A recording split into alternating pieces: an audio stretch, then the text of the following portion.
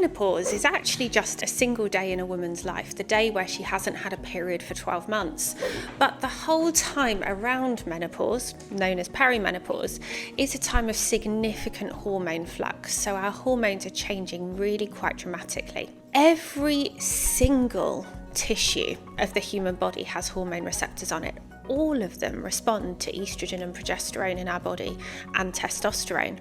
So what does that loss of hormone mean for our skin? Because our skin cells have estrogen receptors on them. And so what does it mean when they start to be less activated than they once were when we had more hormones? Actually, our skin changes in an awful lot of ways. The first thing is that the fibroblast cells, which make collagen and elastin and hyaluronic acid, they are no longer fueled because the estrogen receptors, when they have estrogen bound to them, allow the skin cells to function properly. And without that estrogen present, unfortunately, collagen and elastin production and hyaluronic acid production fall off a cliff edge. Up until perimenopause, we lose collagen at a rate of about 1 to 1.5% a year after the age of 25.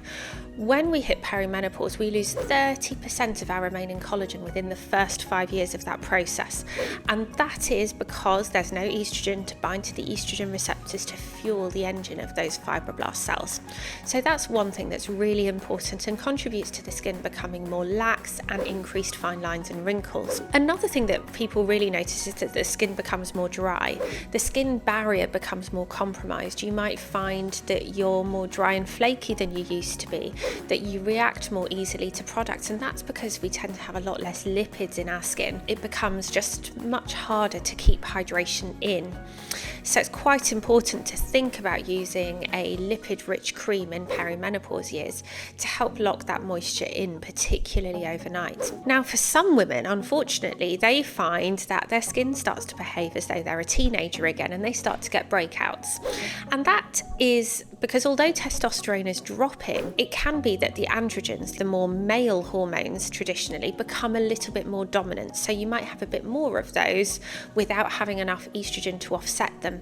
And that can mean that the skin becomes oilier and you become more acne prone. And it can be quite difficult to manage without rebalancing your hormones. And the same process can also mean that you might start sprouting unwanted chin hairs, dark hairs that you've never had before in your life, and all of a sudden in perimenopause you start to develop. Very frustrating. One other thing that is important to remember is that you may also start noticing that you've got more pigmentation appearing on the skin. Now, this doesn't mean you've suddenly become less good at applying sunscreen or using good sun avoidance principles while you're on holiday. This is because the skin is starting to thin in perimenopause. The pigmentation, which has been caused by sun exposure over the whole rest of your life from your teenage years onwards, just starts to become more visible and show through more. We also find that the cell turnover of the skin is slower, so the skin's renewing itself less regularly, and so it can appear more dry, dull, and the pigmentation can just appear a bit more prominent than it would if you had a healthy cell turnover. Fortunately, all of these things can be combated, and we know how effective hormone replacement is for skin because it was one of the first things that was noticed when studies were done on estrogen for menopause in the 1940s, was that people on estrogen had better skin than those who weren't. So it's something to think about, obviously not purely for skin health, but for all over health and for managing the other symptoms of perimenopause.